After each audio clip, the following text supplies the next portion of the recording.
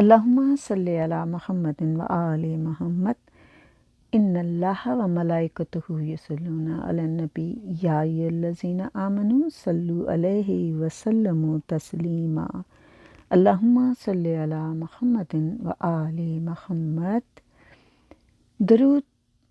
کی فضیلت بہت زیادہ ہے، اور آج درود کی فضیلت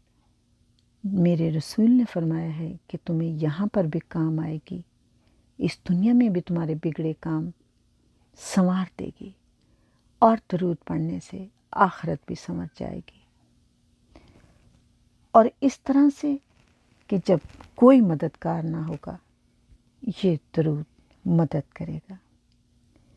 کتاب مدارج نبوہ میں ابن عمر سے منقول ہے، وہ کہتے ہیں کہ ایک روز جناب رسول خدا صلی اللہ علیہ وآلہ وسلم نے فرمایا، روز قیامت ہماری امت میں سے ایک مرد جو بحکم خدا اسے دوزخ میں فرشتے لے کر جا رہے ہوں گے، اور جب فرشتے اسے لے کر جا رہے ہوں گے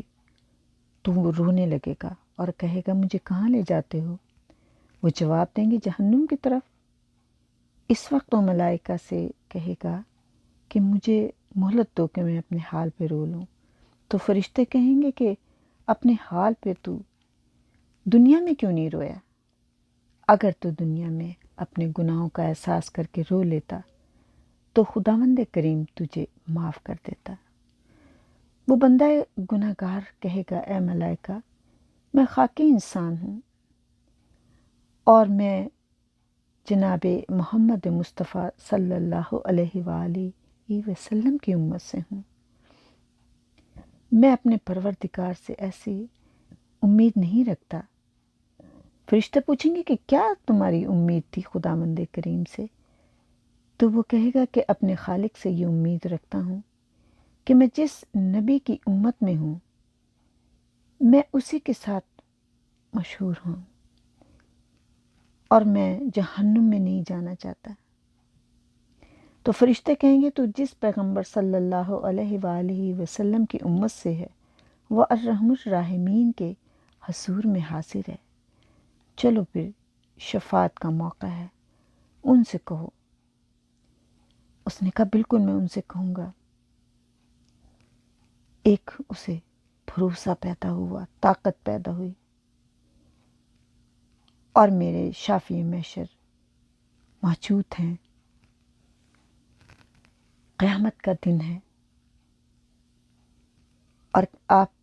یہ صحابہ سے کہہ رہے ہیں، سارا واقعہ بیان کر رہے ہیں، اور وہ شخص جو گناہ گار ہوگا وہ بے تابانہ مجھ سے استغاثہ کرے گا، میرے پاس آئے گا اور فریاد کرے گا کہ میں آپ کا امتی ہوں۔ میں اس کی فریاد پر فرشتوں سے کہوں گا اس بندے کو میرے حوالے کر دو، میں اس کا دوبارہ اس کے اعمال کا وزن کرتا ہوں۔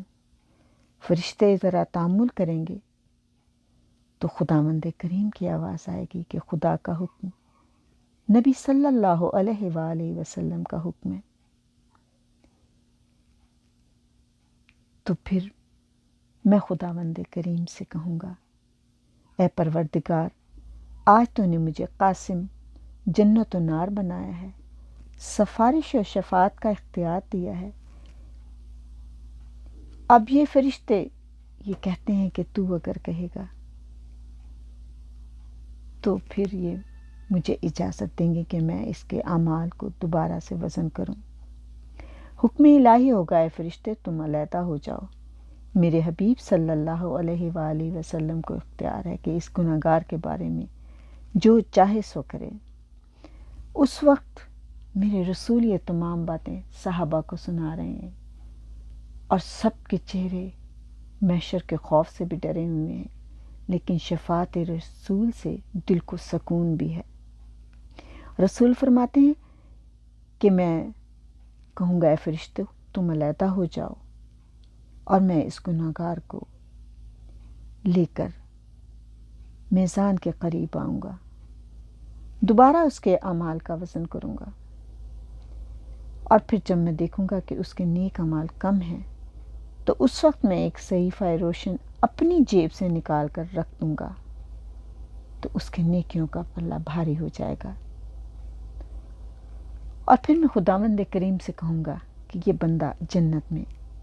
جانے کے قابل ہے، اور وہ بندہ جنت میں داخل ہو جائے گا۔ اس کے بعد میں جنت میں جا کر اس سے پوچھوں گا تو پہچانتا ہے کہ میں کون ہوں؟ اور وہ عرض کرے گا میرے ماں باپ فدا، آپ کون بزرگوار ہیں کہ آپ کا حسن و جمال اور خوشبو ظاہر و باطن رکھتے ہیں۔ اور اس وقت میں کہوں گا کہ میں تیرا پیغمبر ہوں،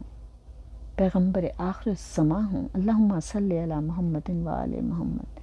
تو جس کی امت میں ہے۔ تو وہ شخص یہ سوال کرے گا مجھ سے کہ وہ صحیفہ جس نے تیرے حسنات کو گناہوں پر غالب کیا، وہ شخص یہ کہے گا وہ صحیفہ کیا تھا کہ جس نے میرے نیکیوں کو بڑھا دیا؟ اور تمام صحابہ بھی حیران ہو کے رسول اکرم سے یہ سوال کرتے ہیں، یا رسول اللہ وہ صحیفہ کون سا تھا تاکہ ہم بھی وہ عمل کریں؟ تو رسول اللہ مسکرا کر کہیں گے کہ وہ صحیفہ ایک درود کا تھا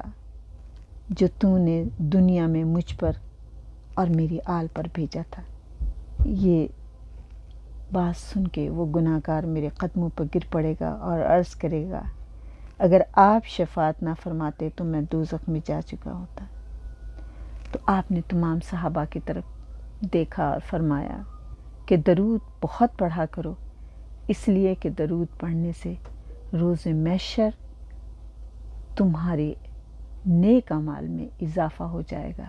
کیونکہ جو تم درود پڑھتے ہو وہ سب کا سب ہمارے پاس جمع ہو جاتا ہے۔